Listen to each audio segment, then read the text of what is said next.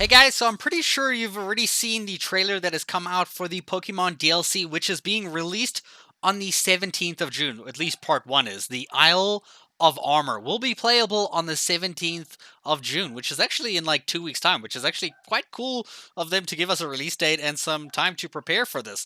So there's a few things I want to talk about that I'm excited about. All the thing, obviously you can watch the trailer and you've probably seen information everywhere else already, but I want to talk about what's most exciting for me about the DLC. The number one thing that I'm most excited about is having the camera mode from the wild area be usable like all the time in the new zones, which is super cool. I really want to experience the beach and everything and the cold tundra vibe in November, obviously, because that's only coming out later in the year.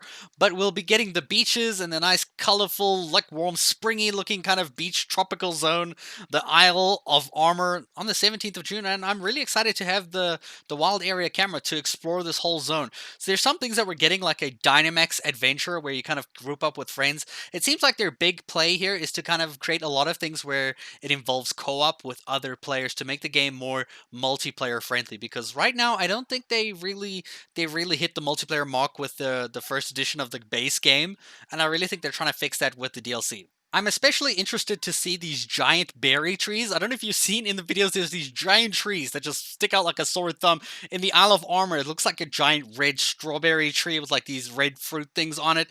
I'm really interested to see like what's the point of that. I saw in the trailer there's also like this giant table of people and a giant like golden curry pot. So I'm wondering if we're gonna have like a cook off or a curry event where we have to make a special curry or something. I don't know. Obviously they're gonna have to try play more with this curry vibe because they've already included in the game, so they're going to try to do something with regards to that. And I think that's what the giant tree has to do with some special fruit, maybe, or some special berry ingredient for some kind of curry making situation. Obviously, something to do with the story, at least I'm guessing. So another thing is that we're getting a lot of legendaries in this game. I don't really know much about past Pokemon legendaries, so this is more exciting for players who've been playing Pokemon for a really, really long time and like in depth. I really like. I'm just happy we're getting new Pokemon. That's that's really it. If they're harder to get, that's cool. It's more of a challenge, so I'm excited for that. Another thing I'm very interested about is this new Pokemon we're getting called Kubfu. And depending on how you take him or to different temples and like how you raise him or something, you can train him to be a different type when he evolves, which is, I think that's a really cool choice.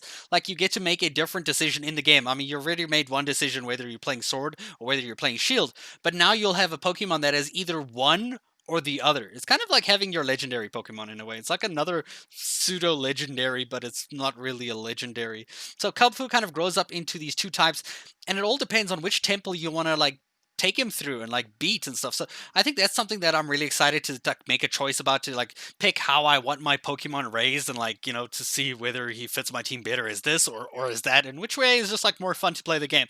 Ultimately, I'm very excited to explore the new zones and like these doubles championship battles. I mean, we're gonna have championship battles where we play as doubles. I mean, look at Rayhan and freaking Leon together. No, dude, that's gonna be a tough one. Can you imagine that like on a hard mode thing? I just do kind of hope that the NPC that we're with is not actually an NPC, or it's a good NPC and not like the ones we find in the max raid battles, because those ones are terrible.